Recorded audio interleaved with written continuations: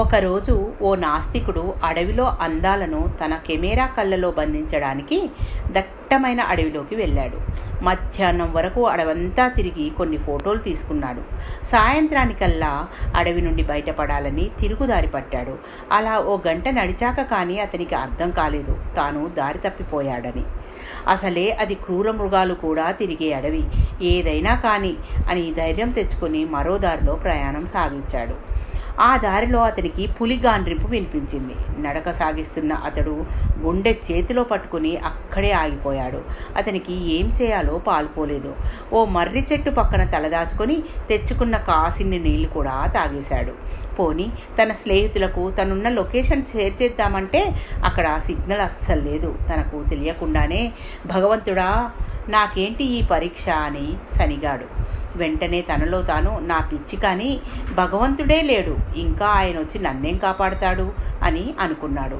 అయినా తన మనసులో ఓ మూల ఒక్కసారి భగవంతుడు తనని కాపాడమని కోరుకోవాలనుకున్నాడు. వెంటనే ఆ నాస్తికుడు 2 చేతులు జోడించి తన మనసులో శివయ్య నువ్వే గనక ఉంటే నాకు బయటికెళ్ళే దారి చూపించి నన్ను రక్షించు అని మొక్కాడు. మొక్కిన వెంటనే తన పక్కన ఓ బాణం దూసుకు వచ్చి పడింది.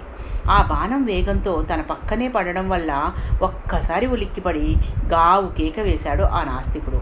ఏం జరిగిందో తనకి అర్థం కాలేదు.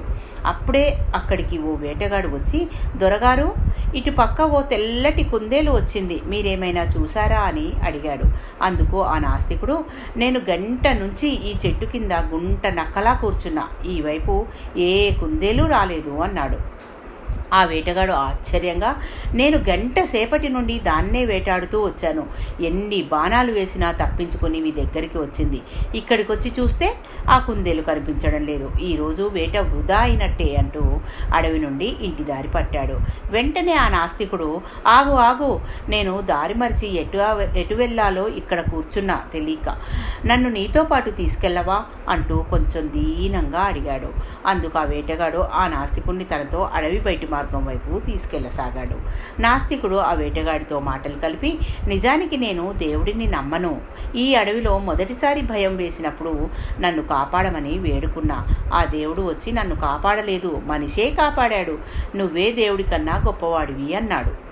ఆ మాటలు విన్న వేటగాడు క్షణకాలం ఆగి, ఏందయ్యా సామి, దేవుడు లేడంటావా, మా మన్యంలో నన్ను మించిన విలుకాడు లేడు, అలాంటిది రాముడికి మాయలడి కనిపించినట్టు ఈరోజు నాకు అలాంటి కుందేలు కనిపించింది, ఏ జంతువునైనా 1 లేదా 2 బాణాల్లో నేల కొరిగిస్తాను, అలాంటిది ఈరోజు నాకు కనిపించిన కుందేలుకు ఎన్నో బాణాలతో కొట్టాను, అయినా ఏ ఒక్క బాణం దానికి తగలలేదు, నేనేంటి ఓ కుందేలును కొట్టలేకపోవడం ఏంటి అని పట్టుపట్టి దాని వెనకాల పరిగెడుతూ వస్తే చివరికి నీ దగ్గర మాయమైంది, అంతా శివలీల అన్నాడు.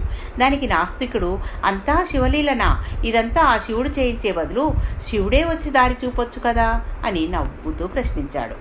అందుకు ఆ వేటగాడు, మీకు ఆకలేసినప్పుడు హోటల్లోకి వెళ్ళి కూర్చుంటే అక్కడి సర్వర్లు మీకు వడ్డించి ఆకలి తీరుస్తారు, కానీ ఆ హోటల్ యజమాని వచ్చి మీకు సేవ చేయడు కదా అంటూ ఆ నాస్తికుడు వెళ్లాల్సిన చోటుకి తన చూపుడు వేలుతో దారి చూపించాడు ఆ వేటగాడికి ఏమైనా కొంత డబ్బు ఇద్దామని బ్యాగు తెరిచి కొంత డబ్బు తీసి ఆ వేటగాడికి ఇవ్వబోయాడు.